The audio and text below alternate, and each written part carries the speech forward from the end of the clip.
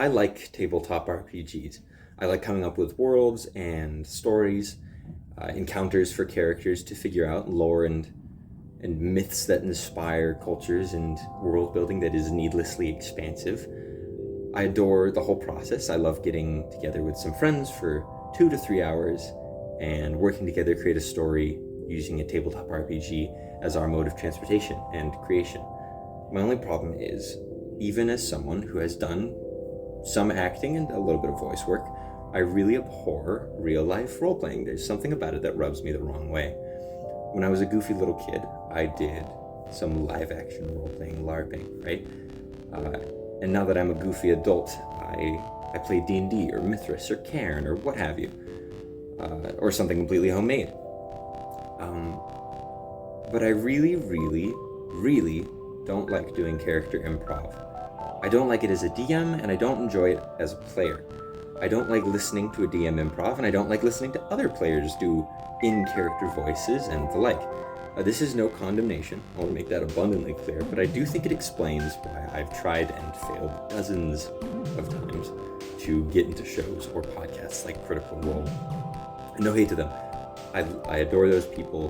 They're extremely talented and they're super good at what they do, but it's just not for me. And maybe it's social reservation or a lack of confidence in myself or others' abilities to act or portray a character in a way that doesn't make me cringe or shift uncomfortably in my seat, and that could very well be it.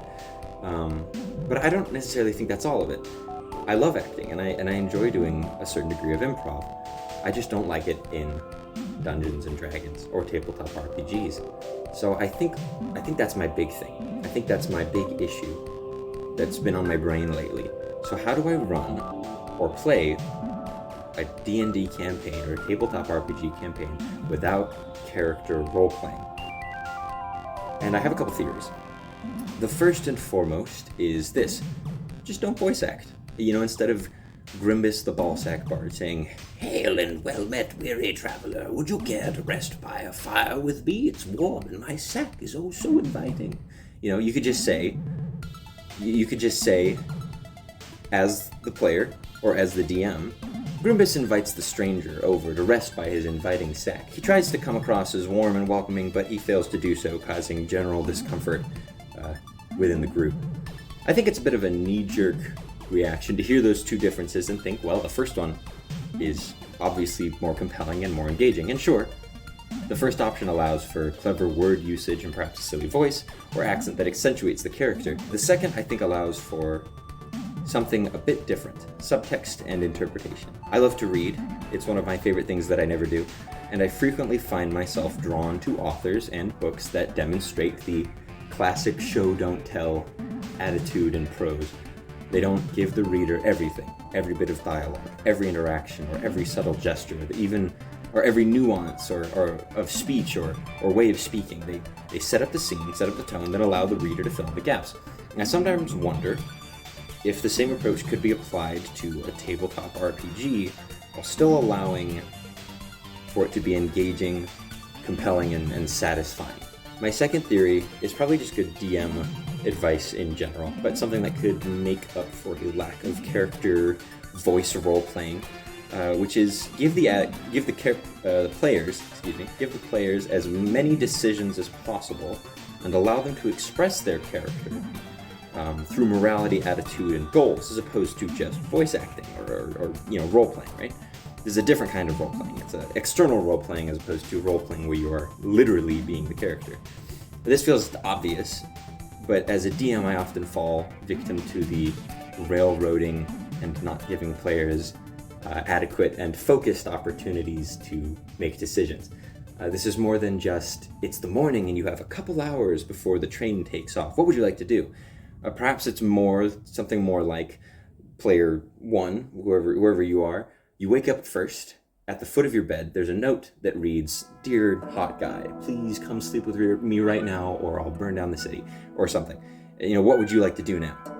And maybe that is railroading in a sense, but I personally think that more focused questions and less open-ended opportunities to do whatever opportunities that are meandering and vague. I think that the more focused questions allow the player to think critically in a way that lets them apply their character to the situation in a satisfying way. If that player was a strict and prudent monk, what would he do there? If the player was a horny, floozy bard, excuse me, this is a big difference from saying you have the whole town to explore. What are you going to do? Which I think can give players analysis paralysis, especially new players and players who are uncomfortable with on-the-fly thinking, who aren't quite there yet, who maybe don't have as much experience with, improvised storytelling, which is really what D&D is. And they may choose something really boring and mundane, like, I'm going to go to the market, which, I don't know about you, but every time I've played a session with new players, and I make the mistake of asking, you're in this city, what are you going to do? It's every time, without fail, I'm going to go to the market. I'm going to go to the market. Market is never fun, unless you have something that's already planned to happen there. But just going to the market. Ooh. Sorry, my amazing girlfriend's texting me. I love you, but I must mute you.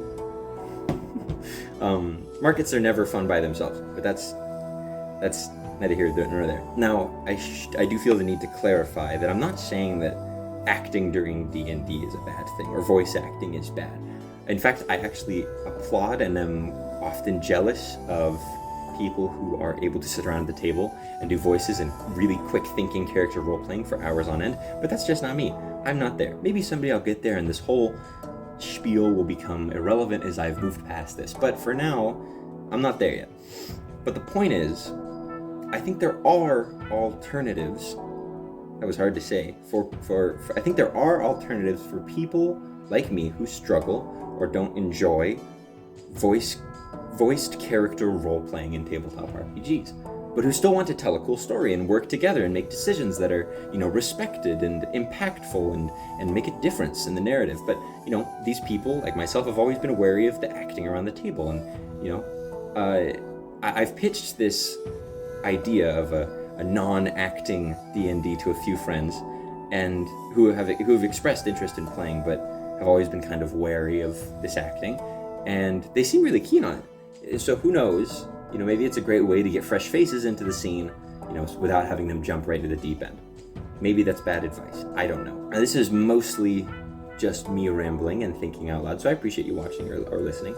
If you have any experiences with this strange conundrum, I'd super love to hear my stomach growling. I haven't eaten yet. But if you have any experiences with this strange conundrum, I'd super love to hear your thoughts. As there are much cleverer people who have likely thought about this before and have probably done videos on this, all sorts of things. But I'm sure that people have come up with solutions for this that are much more clever than I. One final note, something that I just thought of. Another reason why I tend to prefer non-acting tabletop RPG is I find that it makes the story progress a lot faster. I enjoy the character moments. But I think we've all been there when you're running, at least if you've played a game with any other players, you're running a D&D campaign and it comes to a complete stall, because these characters are just talking about nothing. Sometimes it's easy to get lost in the, I need to express my character, so I need to have this conversation, or I need to say something. If you remove the need for the characters to say something clever because they're scared that they're not going to act, and they're scared of falling behind the other characters, or they're scared of not expressing themselves. If you remove that, then I think it enables the story and the campaign to move faster, and it allows more opportunities for the players to express themselves in different ways, as I mentioned earlier at the beginning. But anyway, these are all just random thoughts. As always, I would love to hear what anyone else has to say about this.